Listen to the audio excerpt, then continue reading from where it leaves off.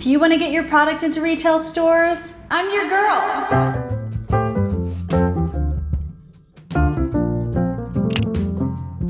If you're new here, my name is Molly and I own an all-natural skincare company called From Molly with Love. We started back in 2016 on Etsy. We were selling at craft fairs and farmers markets, and within 2 years we scaled the business up to over $500K in annual revenue, and we did that largely through selling to retail stores. In part one of this series, we covered the foundations: pricing, packaging, photography, and line sheet. Today we're going to cover how do you actually get stores to purchase your products. So we'll talk about prospecting, pitching, going into small retailers versus large retailers, what are the differences, and also customer nurturing.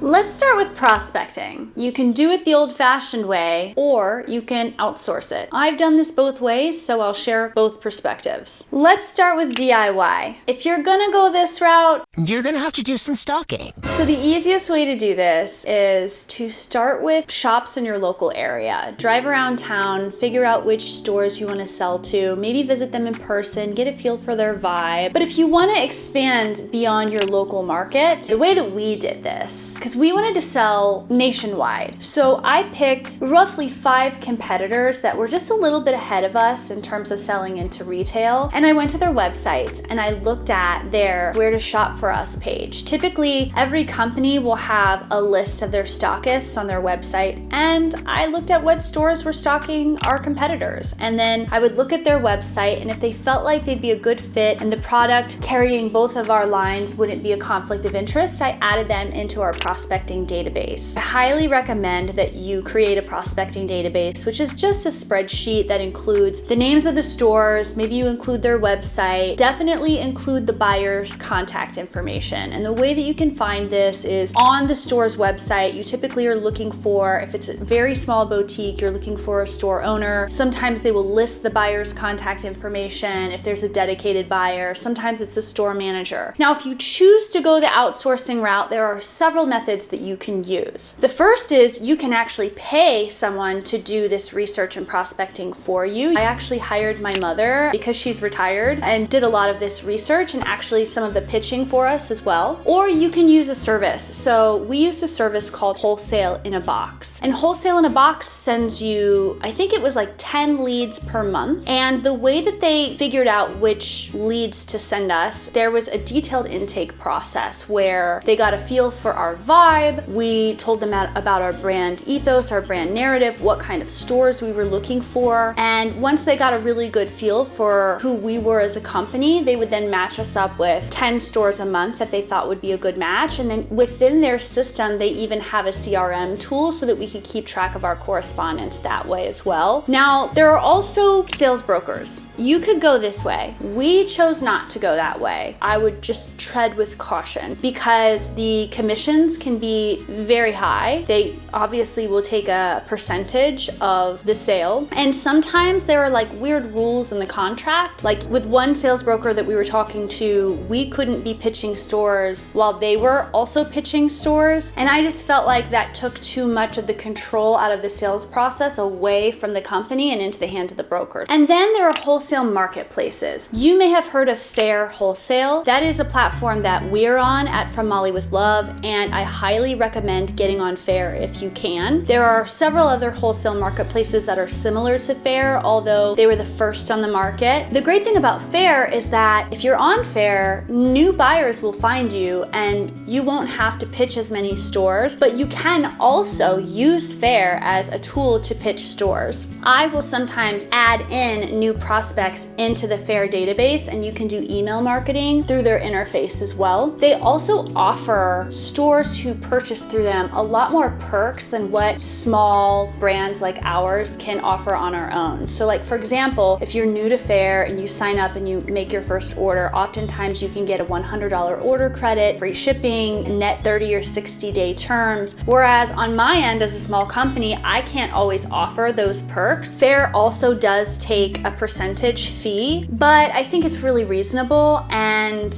in my experience, it's worth it because it's really eliminated a lot of of our outbound prospecting. And by the way, this is why wholesale pricing is so important and why you don't want to just pick your product price out of thin air. If you haven't checked out part 1, I go into detail about pricing, so highly recommend watching that. Now let's talk pitching. The process is very different depending on whether we're talking about pitching small retailers or large retailers. I'll start with small retailers. Now the prospecting process that we just went through works best for smaller retailers. Once you find the buyer's contact information, you simply reach out to them via email. So we have a standard pitching template that includes our product photos, some of our differentiators, why they might want to stock our products. It includes a link to our wholesale line sheet. So typically I would send one email and then I would do 2 subsequent follow-ups. Now, when you reach out to small retailers this way, expect that they're going to ask you for product samples if they like your pitch. In our first year, oh my gosh, we sent out so many product samples. So that's another reason why your products need to be priced appropriately. And then let's talk about pitch volume. I was focused on growing super fast, so we pitched 25 stores a day, 5 days a week for the first year. So that's 125 stores a week. That is an extreme amount. So don't feel like you have to do that, but think about your pitching cadence and it should match the amount that you want to grow. Now let's talk about working with large retailers. The process is extremely different here. For major retailers, you're going to want to connect with a specific buyer that works in the category of products that you sell. For many of these major retailers, there are dozens of buyers within a single department, so it is very difficult to figure out which specific buyer is going to be most interested in your products. Plus, major retailers tend to switch out buyers about every 18 months to 2 years to make sure that their product collections don't become stale. So that makes it extremely difficult to know who to reach out to because the buyers change so frequently. So the number one way to meet buyers from major retailers is by doing trade shows. We went to the Indie Beauty Expo, and this is how we got Francesca's as a customer. Trade shows are great, but you have to be properly resourced to do them. We spent about $10,000 for the smallest booth size.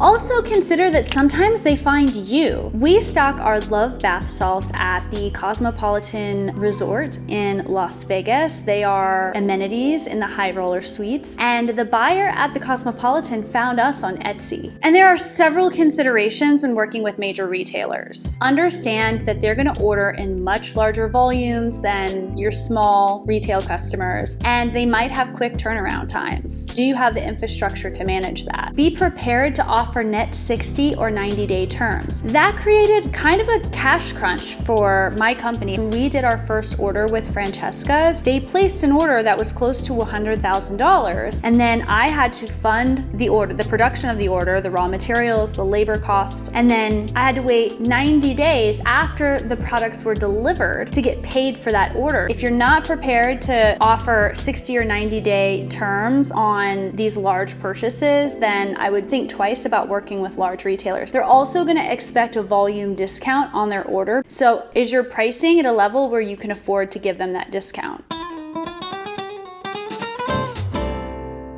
Next, marketing and promotions. We typically do 2 wholesale promotions a year, and this looks like a 10 to 15% off discount with free shipping. You might also consider doing a regular email newsletter. This could be a monthly email to your existing customer base that has tips for selling the product to customers in the store. It could include links to photography or videos or other social media assets that they can use in their marketing. It could include a call to action to receive feedback or to answer any questions that they might have about your products, and also you want to include a reorder link. And this also encompasses customer nurturing. You want to nurture that relationships with your existing customers because then they'll just continue to order from you. If you can establish that they can move these products off of their shelves, you'll get regular orders. Customer nurturing can look like those regular email blasts, but it could also include things like in-store displays, in-store events, or pop-ups. It's worth checking in periodically, proactively with your top customers just to make sure that the products are selling through. You want to see, do they have any questions? Do they have any concerns? Is there anything that you can do to help them sell through your collections? If possible, especially if you're selling to stores in your local area, make your deliveries in person. And then finally, make it easy for them to reorder on your website. I hope you found this video helpful. If you've got any questions, please drop them in the comments below and I'll try my best to answer each one. Please be sure to subscribe to my channel and hit that like button. And until next time, bye!